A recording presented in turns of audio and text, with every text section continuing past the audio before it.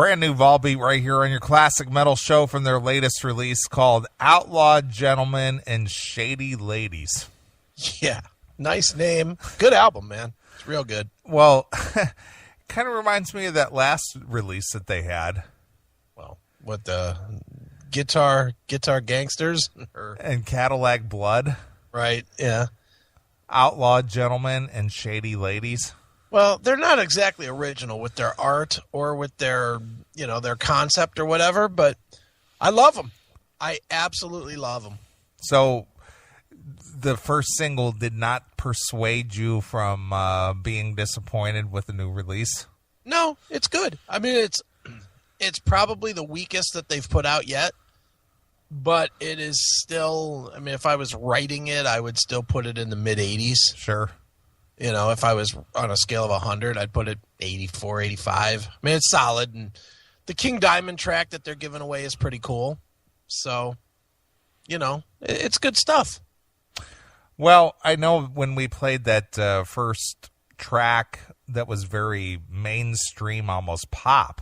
Yeah. I know you were kind of like, oh, no, what are they doing? Yeah, that Cape of the Hero. Yeah, but then you obviously got the whole release, and now your thoughts have kind of, Yeah, it's good. I mean, the Cape of the Hero is the Fallen for this record, and that song, too, is kind of poppy, really. That My Body is kind of poppy, but there's some heavier stuff on it. It's good. Sure. Well, Volbeat is a very, in an era where it's almost like everything has already been there and done that. They definitely have done something just a little bit different. Sure. Hey, you know what, dude? Totally different topic, but it just came upon me, and since it's like 2:20, I guess we should probably cover it. I didn't tell you this, but we've gotten into bed a little bit with Live Nation. Did I? No, I was not aware of it. No, what's going on there? Well, their rep in New York reached out to me and would like to start doing some giveaways on the show. Really? Yeah, so this week's giveaway is, and we were supposed to play some, but I just completely spaced it till right now, so we're not going to play it. We'll just voice it. This week's giveaway is a pair of tickets to go see Crash Diet next Saturday at the Gramercy Theater in New York City. So a week from today. Yeah, a week from Saturday, because now it's Sunday. Yeah, I guess it's technically Sunday on the East Coast. Next Saturday, which would be, I think, the 13th. Free pair of tickets, Gramercy Theater. First emailer? Want to do it that way? Or either first email or first call. All right, anybody you got to be able to go. Don't just tell us you want to go and then don't fucking go. This is in New York City. Yeah, it's in New York City, Gramercy Theater. If you want to go, call us up right now, 800-497-5891, or send us an email at request@theclassicmetalshow.com. Yeah. And then and whoever's first, you can go. All right, so either email or call us on our toll-free line, 800-497-5891, and you got to go, and it's in New York City at the Gramercy Theater. Right. All right. And then we're also going to have other ones coming up in the next 2 weeks with Steel Panther and Yngwie. Nice. So, they're hooking us up a little bit with Live Nation. Apparently, we've caught their attention. Now, how did that happen? Did they just email you out of the blue, or is this a hookup? Out of the blue. Just out of the blue, huh? They just reached out and said, we'd like to do some giveaways. Can we do that? And wow. I was like, yeah, sure. Okay, very nice. Why not? So I wonder if they've contacted Talking Metal, because they're a force to be reckoned with. Well, they're the New York host. They should be on Talking Metal instead of us. Look at Nathan play some Steel Panther, the shocker. I'm going to see Steel Panther in a couple of weeks. Are you? Twice in 3 weeks. Nice. I'm seeing them at M3. Are you going to M3? What are we doing? Yes, I'm planning on going. Okay. So we'll see him at M3, and then we'll see him again. I'm going to see him again 2 weeks later at Rock on the Range. Halen, Kill Caller, you're on the air. Remember when we did this with Live Nation a few years back? Yeah. Do you remember the Yeah, Ozzy it didn't ticket? work so well. What was that? Was that with Live Nation, or who was that with, Chris? It was with I'm Live pretty Oh, sure. it was Live Nation. different people. Yeah. And remember, no one ended up getting their tickets. Someone literally, one of the shows was canceled, mine, so whatever, and I got a big runaround. They said they'd give me tickets to something else. But, you know, that of course never happened. And the other person who won, they never They drove through like with their 150 miles. They drove like 2 hours to the show, and there were no tickets. Yeah. Yeah. Well, listen, we're very skeptical about that, which is the reason why we've never gone down that road before unless we actually had the tickets and we were responsible for sending them out personally. But I'd make sure because I have assurances. I have given tour your manager listeners phone to fuck numbers. around for. This time I have assurances and tour manager phone numbers. So if they're not at the door, you call the tour manager and it's handled. We're taking more precautions this time. Yes, MOL, I do remember.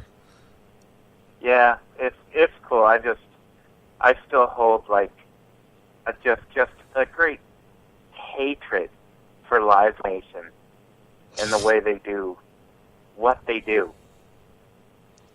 They suck. okay. They're fucking horrible. They're soulless fuck shits. And dealing with that cunt was like getting a fucking root canal. Wow. Except a root canal was less fucking painful. Jesus. So everyone at Live Nation can go take a big, leaping, flying fuck. Okay. And we'd like to thank Every them for giving us single tickets this fucking week. one of them.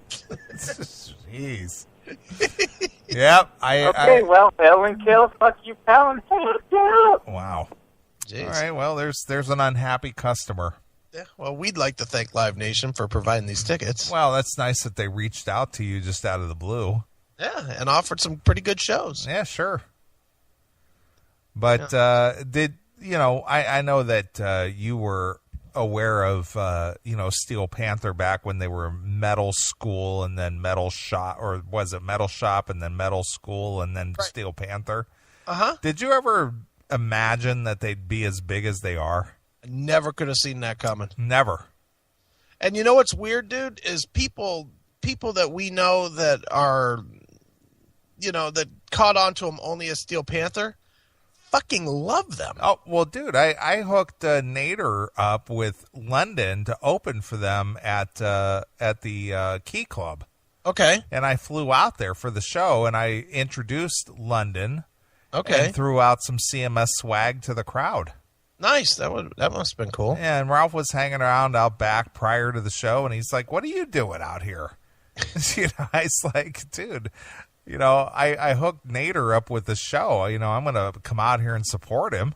Right. It's like, it's good to see you, and I threw him a shirt. And what's really funny behind the Key Club, which is the old Gazzari's, yeah, for the dressing room, which is really funny, they have an old bus, not like a tour bus, but like a school bus.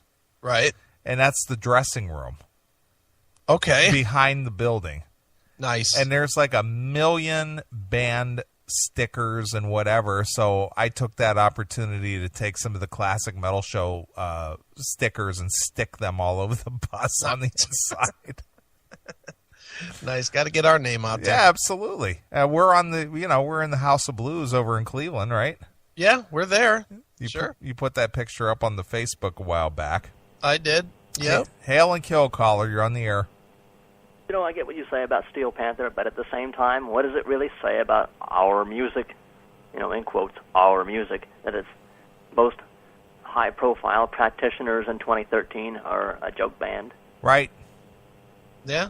Well, they have the spirit of what it kind of represented, I guess, but I don't know. People just are looking for something that's fun and entertaining. That's what it really boils down to.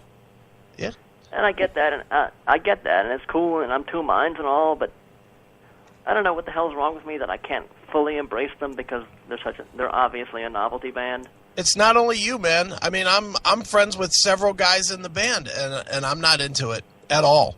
I mean, I'm happy for their success, and I'm personally could care less, honestly.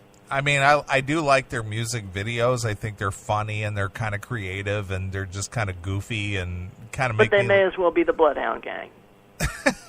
Yeah. Nice comparison. But the difference, though, is people want to see Steel Panther. Nobody wanted to see the Bloodhound Gang. Yeah, that's true. I mean, I've been out to Hollywood, and I have seen people literally lined up down the block to get into the Key Club when they were doing Monday nights there. And then they started doing Monday nights at the House of Blues, which is basically up the road. And people lined up for, close to 2 blocks trying to get in. So it was a whole novelty thing, Because that's what they think 80s metal is. They think it's all, I mean, we all know that there's tons of, classic metal bands that have stupid lyrics that should be taken as jokes but weren't at the time. Right. Although I think it's just that they're so outwardly jokey is what is what it is. But I'll tell you what, it's I'm going to this Rock on the Range in the middle of May, and my friend Stephanie is going with me. And when I told her that I could set it up to meet Steel Panther, you might as well have told her that I was getting her to meet the Beatles. She couldn't have been more happy. It's Rock on the Range. I mean, who would you rather meet at Rock on the Range? Would you rather meet Bush or Shinedown or Seether or Steel Panther, somebody that's actually fun? Yeah, I guess, but I don't know. For me, I'd rather meet Stone Sour, but that's just me. But, I mean, in that crowd, yeah, obviously they're going to be, the big feel-good hit of the summer, but I don't know. It's just, I guess maybe I take our music too seriously. Yeah. Because the overtly jokiness of it kind of puts me off a little bit. Well, I don't listen to it, but you know who's a humongous fan of this stuff, Neely? Red and Jerry. Jerry. Jerry's huge because he basically wanted to see. In fact, they closed the show this evening with Steel Panther tune. Okay. Mini ride. Yeah, Jerry's huge into it. It's like, dude, really? Do you really need to hear songs about chicks getting fucked? I mean, is that so appealing? Well, that's pretty much what the show was about anyway, but, I know, quite. So why do you need to hear a song about it? It's like this. When I was in college, my roommate had a mix on his computer of all these different, novelty tunes. One, the Vagina song, Vagina, right. Vagina, and all these, joke songs like that. Steel Panther would fit right in there. Sure. And that would be the only way that I would get him to listen to our music. Sure. Well, I will give it to Steel Panther, though. They are fun, and they really do build a nice show out of it. I mean, it really is a show. It's not just playing a bunch of stupid songs. They do work a show into it. So, I mean, look, I give them props for making it work. I mean, they turned the Atomic Punks into a fucking multi-million-dollar venture for themselves, so good for them. Yeah, they travel around the world, and they're on festival bills and everything else, and that's just like, wow. Well, like I said, I'm seeing them on 2 festivals in 3 weeks. You got to give them credit for it, but at the same time, I'm not 100% comfortable with it. Yeah, I'm not a huge... I mean, whatever. I'll be drinking when they're playing, so it's all good. So you won't care anyway? I won't care. Nope, not even a little. And like I say, it's better than 3 Doors Down. Yeah, that is true. Or whatever the Rock on the Range crap is. By the way, the people that the company that puts together Rock on the Range, they do a bunch of other little festivals, and it's almost the identical lineups for Rocklahoma and Rock on the Range and a bunch of these other festivals. Right. That's why I only need to go to one.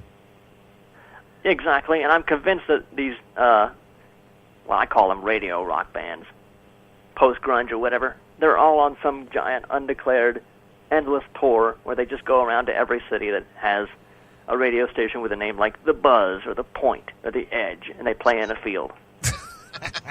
There's a lot of truth to that, too. Probably is.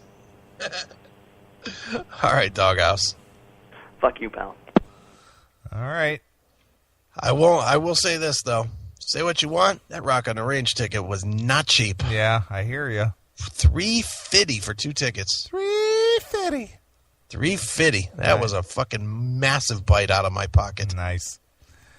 Well, we intend on going to that other thing outside of Columbus, east of Columbus, that our good friend Veronica is going to host or something. Yeah, well, she hasn't really followed through giving us info on that. Well, that's a ways away, though. Yeah. Dude, I got so much shit going on. I better make some money or I ain't going to shit.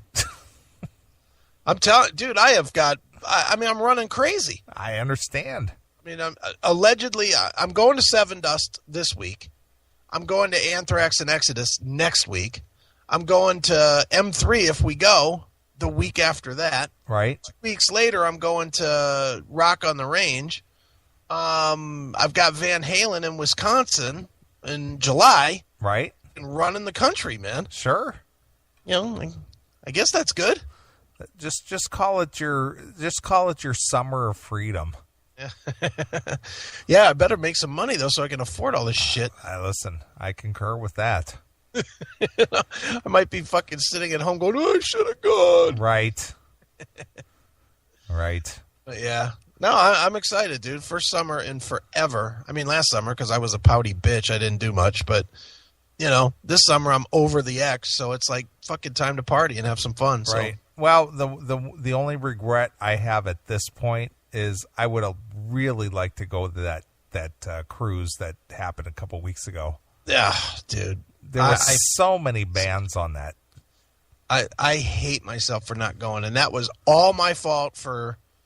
And you called that shot day one. Oh yeah, I knew that was going to happen. You called that shot day one. You were like, "No way, you're going." Nope. And sure as shit, I should have just bought a ticket and gone. Mm-hmm. Not giving a fuck who went with me. Yep.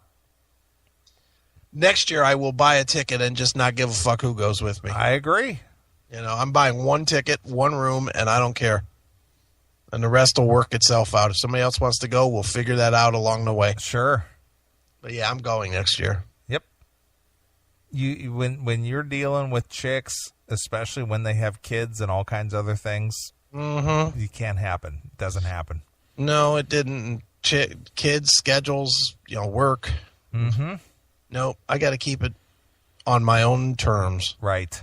So next year it'll be on my terms. Sure. Well, on another unrelated subject, you posted the picture of me and Sebastian Bach and Bam Bam McConnell. Yes, I did. And there's an interesting or funny comment by Sean Murphy. Sebastian Bach, Kroger, and Dimebag. Dimebag? Oh, nice. So you're Chad Kroger? Yes, I'm Chad Kroger from Nickelback. That's hilarious. That is hilarious. But I've been told that before. That you look like Chad from Nickelback? Yeah, actually, my good friend Jack Livengood, who you mentioned on the show last week. Yeah. He told me the same thing years ago. That's funny. Yep. He said, you look like Chad Kroger from Nickelback. So now we're going to play some Nickelback in honor of that. No. Here's Photograph. No. Come on, dude. Break out some chorus of it. You know the song. Ain't happening. Look at this photograph. I look at that shit and laugh. Yeah, just go over to facebook.com/the CMS. Yeah. Look at Angel of Death. I had no idea Neeley was so hot. Wow. Well. What a compliment. Looks like somebody's taking my ticket to Newfoundland. What a compliment. There you go. Well, look at that. Looks like you're going to have to go to the North Pole instead of me. Yeah. Look at that. Please, God, no Nickelback. What's wrong with Nickelback? AOR Rock says he used to be a twin of Adrian Smith. Adrian Smith? Him? I've never seen AOR. I'm thinking Chipper. I was like, no. I don't think I've ever seen AOR Rocks. Have you? No. And he's been a fan for a while. Long time. Yeah. Bugging me with sabotage requests for fucking 10 years. Nice. Well, I mean, seriously? I mean, remember we went through a period with him where every single week it was fucking play Edge of Thorns. Right. Every single fucking week it was the same thing. Sure. It was like, God damn it, really, dude? Pick another fucking song. Please, anything but that. It's just, I do the artwork. Yeah, I know these guys. I've done something with them. Yeah. So please play their shit. Well, since we don't really have... Look at this photograph. Every time I do it makes me laugh. Is that you singing? How did our eyes get so red? And what the hell is on Joey's head? This is where I grew up. I think the prison... Enough of that shit. That's right. Well, since we don't really have a whole lot of time and, it's too late to do some Stevie Peavy. Yeah. Reseda Country Club sent over a link. Just real quick. And as I told you before, my Saturday routine when I'm just kind of hanging out around the house and doing some cleaning, laundry, whatever it is I do, I always play the Vivo. Okay. So the latest Van Halen videos from their last studio release is always playing on their, new Tattoo and She's the Woman and stuff. Yeah. Right. All those videos play in rotation, and so I often see the Van Halen videos. Right. Well, Reseda Country Club sent over a link for David Lee Roth. Just called What I Know About Women. All right. So he basically makes a statement. I slept with every pretty girl with 2 legs in her pants. Okay. All right. David Lee Roth, singer, in a relationship, age 58. Okay. I grew up playing outdoors in Bloomington, Indiana. All right. It's near the Kentucky border, a corn and cattle area. I loved film and the radio. My mother, Sybil, always encouraged me to embrace the arts. In fact, she always made sure my sister and I would be outside if there was a hurricane. Now, I live in the northern part of Indiana. Okay. I am not aware of any hurricanes that had blow through Indiana. That's a hell of a hurricane to hit Indiana. Hurricanes? Middle of the fucking country. Yeah, I'm not aware that hurricanes ever blew through Indiana. Not saying it couldn't happen, but that's a little bit away from the ocean. Sure. She would tell us to pretend we were on a pirate ship. Okay. When it snowed, she told us to pretend we were Eskimos. All right. This is David Lee Roth. David Lee Roth is a fucking psychopath. Do you think he's crazy? I mean, seriously. I think he's kind of a goofy guy. Yeah. I think he's the only word, and I'm going to be kind about this, the only word that comes to mind when I think of David Lee Roth and his philosophies and the way that he conducts himself is just whimsical. Whimsical? Yeah. I just think he's nuts. Yeah, he's just goofy. I mean, he says shit. I mean, talk about a guy with no filter. Holy smokes, that guy will say anything. Right. Well, which is why I think CBS attempted to allow him to have his own radio show to take over the Stern slot, and that's why it failed miserably. Did you listen to it? I listened to it for maybe 3 days. It was so hard. And I couldn't follow it, and it was just all over the map, and it was just, ugh. Yeah, he definitely was. He was topical, all right, but the topic changed from second to second sometimes. And he would just make all these obscure references, and he was kind of a Dennis Miller on 10. Yeah, except for he would reference shit from like movies from like the 40s. Right. He'd be like, oh, that Chaplin thing. What? Who the fuck saw that? I mean, granted, I'm sure he has a very rich pop culture background. Mm-hmm. But not people in this day and age are all that hip to what he was talking about. Right. Well, and I'll say this about Dave, and I've met Dave. Super nice cat. When you meet him in person, I actually did an in-person interview with him at the Agora, maybe. Yeah, I know when that was. I was on that last. Well, I shouldn't say last. It was on that Hush Your Little Mouth or one of those purple covered albums. Right. Yeah, and I had the chance to sit down with him backstage, and literally I said, "Hey, Dave, what's going on?"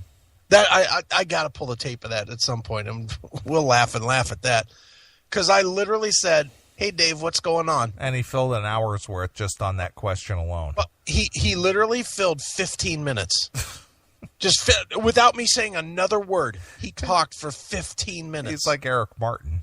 Dude, he's like, yeah. Well, Eric Martin is the worst of the worst.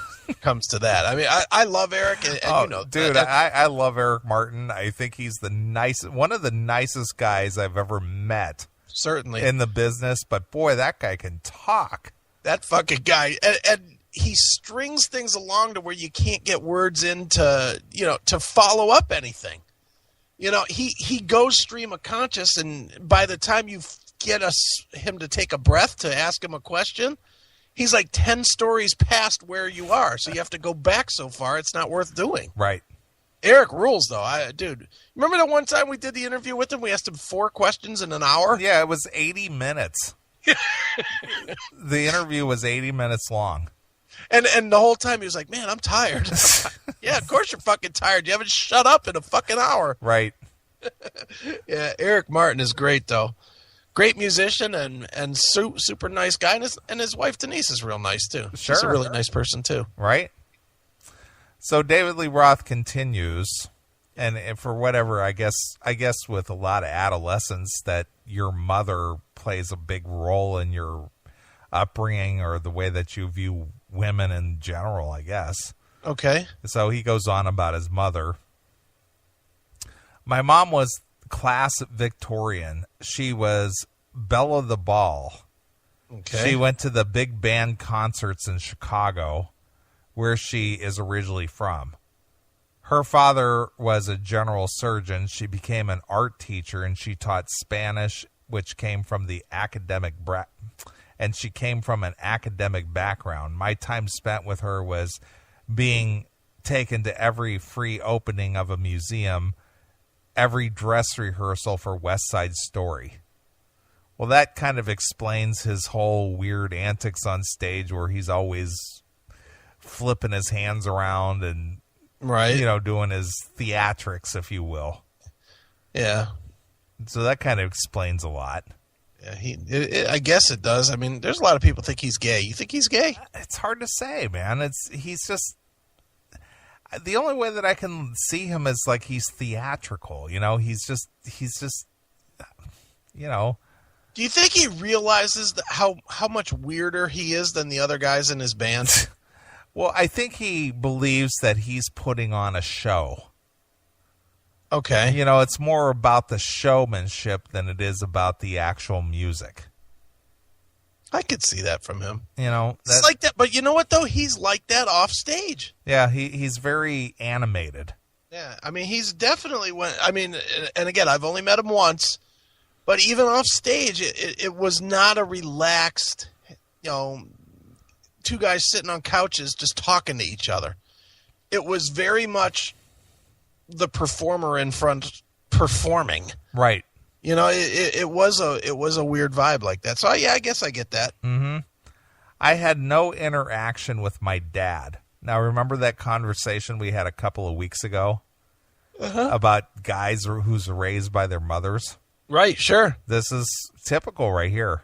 Yeah. Because he was a serious academic, though he would take me to the movies when I was young. I remember my parents always fighting. Right. They fought even before they were married. Mom told me I was an accident. Nice. Yeah, that's always good to know. Yeah, exactly. Especially when you're paying all our bills at this point. Right. Abortion wasn't legal when you were born. That's right. My mom fell off a horse when I was in the 9th or 10th grade going over a small jump, and she was in the hospital for a year. Jeez. When she came out, she was a different person, and that added fuel to the already smoldering antagonism in her marriage with my dad. I learned when it's over, it's over. Okay. I learned that lesson too. Sure. Coming from a supremely dysfunctional family, I can see why I am the way that I am. I spiritually left the family home at 12, but moved out with my dad when I was 17. That's when my parents officially split. My two sisters, Lisa and Allison, remain with my mom. I am still close to my sisters and love them dearly. Okay. And that's it. All right. Why did he think that was interesting? I have no idea.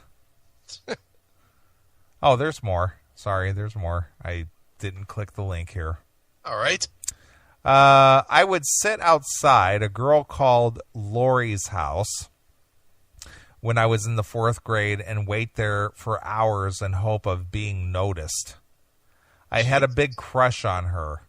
I was attending Altadena Elementary School near Los Angeles at the time, and I would put Brill cream in my hair and wear desert boots and hold my skateboard. She must have been terrified having someone stalk her like that. Okay. So he's basically admitting he was being a stalker. Nice. My first kiss was the one by which all others will be judged, at least from a guy's standpoint. It was with a skinny blonde girl called Janie Scott. Now, this is a question I had for you, and I don't even know if you know the answer. When it comes to writing your biographies and whatever, what is the ruling or the legality of naming names? You can name names on things, but you best be ready for a slander suit if you hit somebody, hard. Right. Better have your facts in order because you will get sued. Sure. You'll get sued for slander. But you can absolutely legally say people's names. There's no privacy to your name. Now, you can't go and put their phone number or their social or whatever in the book, but you can absolutely name names. Most people don't, just because they don't want to deal with the fucking lawsuits. Yeah, I agree. That was a good big question I have, because obviously if and when I get to the point of actually putting my stories on paper, I question, will I be naming names or will I be using some other, false name to represent the people that I'm talking about? Yeah. Well, I mean, in the book I'm writing right now, I've already been told by a certain somebody that I better not use her name. Nice. I've already been told that I will be sued if I use her name. Okay, well, whatever. So I guess I'll have a new name for that person. Sure. Lorgetta. Right. I shoveled shit behind a stable for a wage as a kid, and she was one of the rich kids. We made out behind the stables. I was 13. We were barely teenagers, but there was a lot of Shakespeare going on. Okay. So there you go. There's another obscure reference. So I guess look, enough with this. This is just the moral of the story is this is just telling Dave's story. Yeah. I get it. He was artsy. He was raised artsy. He became artsy. Mm-hmm. There you go. I saved you the extra 4 paragraphs. You don't want to hear about the girl I slept with? No, not especially. Not really, because he's going to tell us that he was fucking amazing and blah, blah, blah, blah, blah. I don't know. Go ahead. All right. He said the first girl I slept with was 18 and I was 14. Does anybody sound familiar to you? Yeah, a little bit. We were at Club Med in Tahiti. Yeah. It was our first family vacation. I had sex with one of the Tahitian dishwasher girls. Nice. Named Elaine. Nice. It was the first time I saw bikini. Tahitian name is Elaine. Elaine. That sounds pretty white common. trash American name. Very, very common. Yeah. Europeans, let's see here. Europeans and, was exposed to the internet. Let's see here. European, something that doesn't make sense here.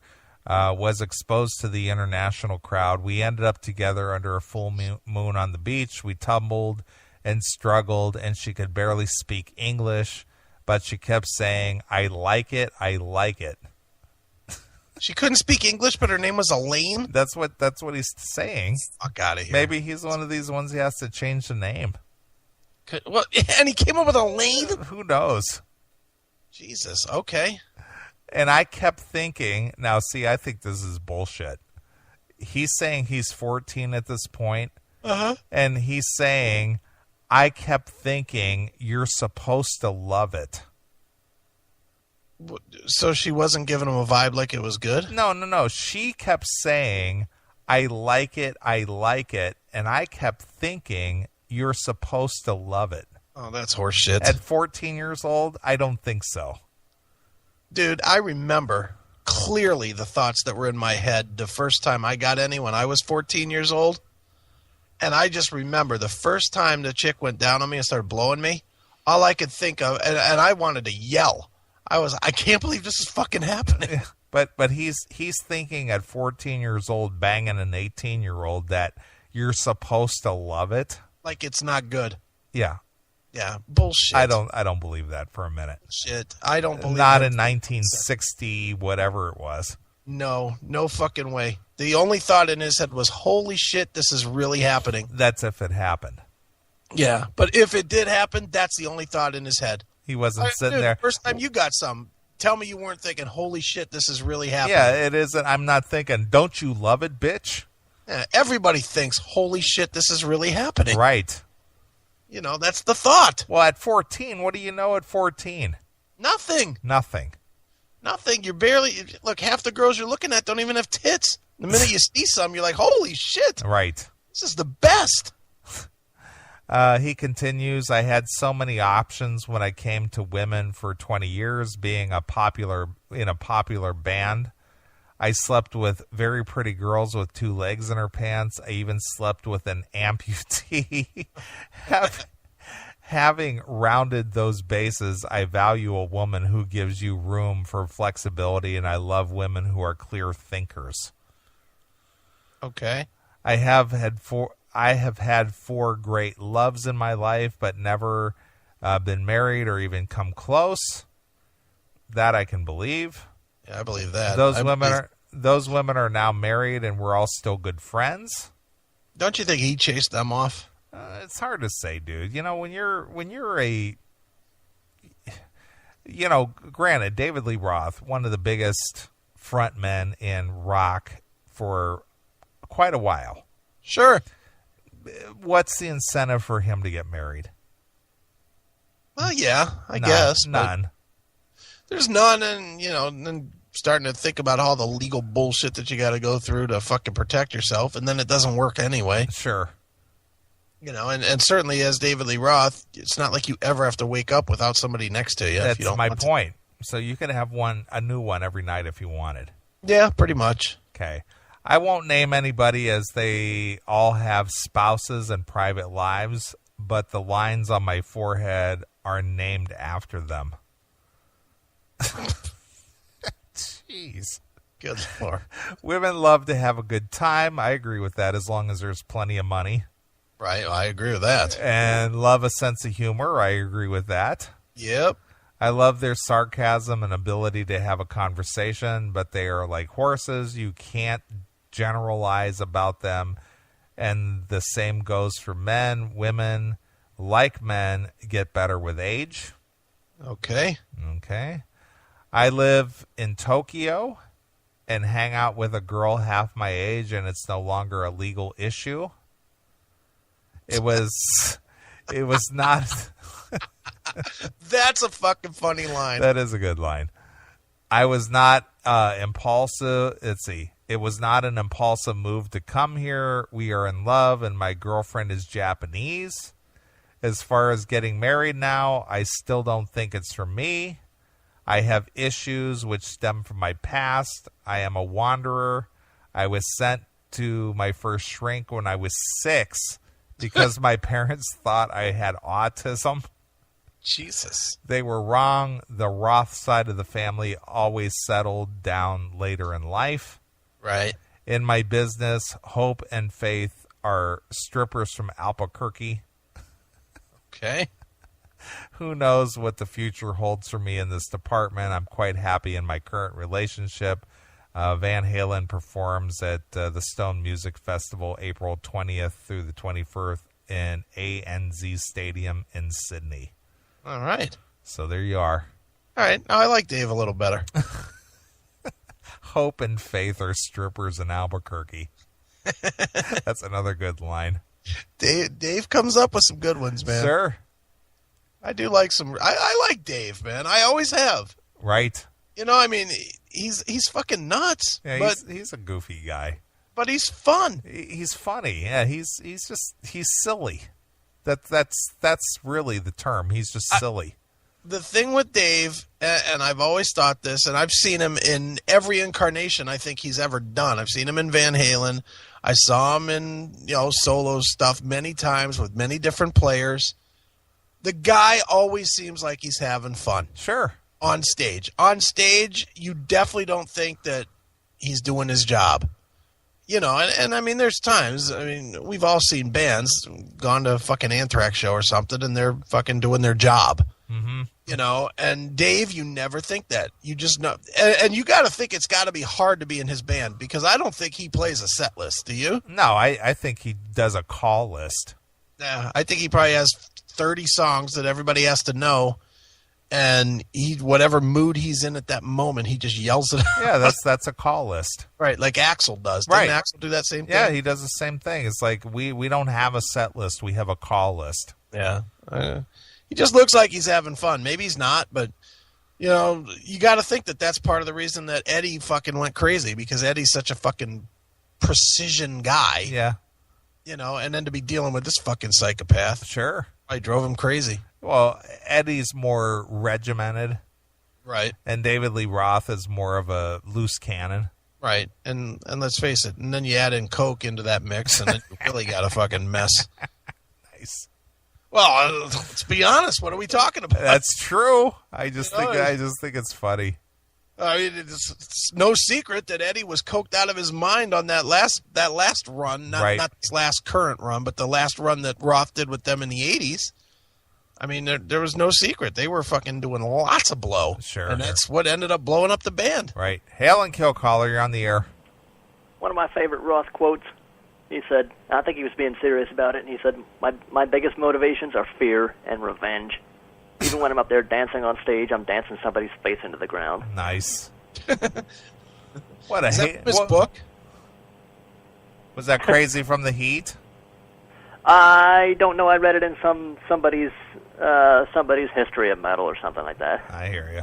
Nice. But it always stuck in my mind. So take it for what you will. Excellent. And paddle ham. Nice. Wow, that was out of character for a doghouse. Now, why is he using his roommate's lines? I don't know. Fuck is that? Right. All right, dude, let's get out of here. All right, let's go, man. This show flew by. It did. I had a good time. Jesus, this was fast. It was. So what do we got coming up next week? Next week, we have Jeff Ollie Olson from the band Trouble, who is now in a new band called Engraved, is going to be here on the show. Okay. And my best buddy of all time, Lenny Wolf of Kingdom Come.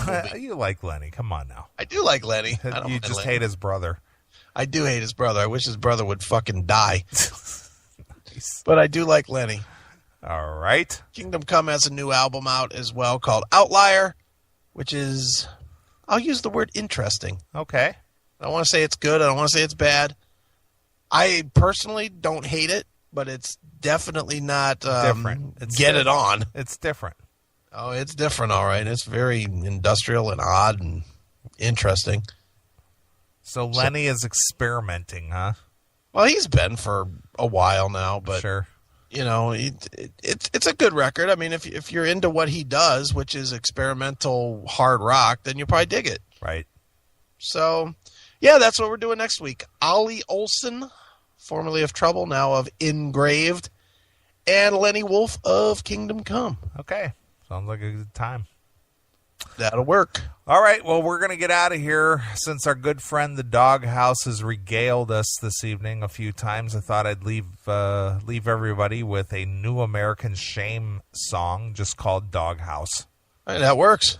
So let's get out of here. We'll be back next Saturday. We'll do this thing all over again. So this is Neeley along with my very good friend Chris Hagen. And we'll see you. Bye, kitty kids.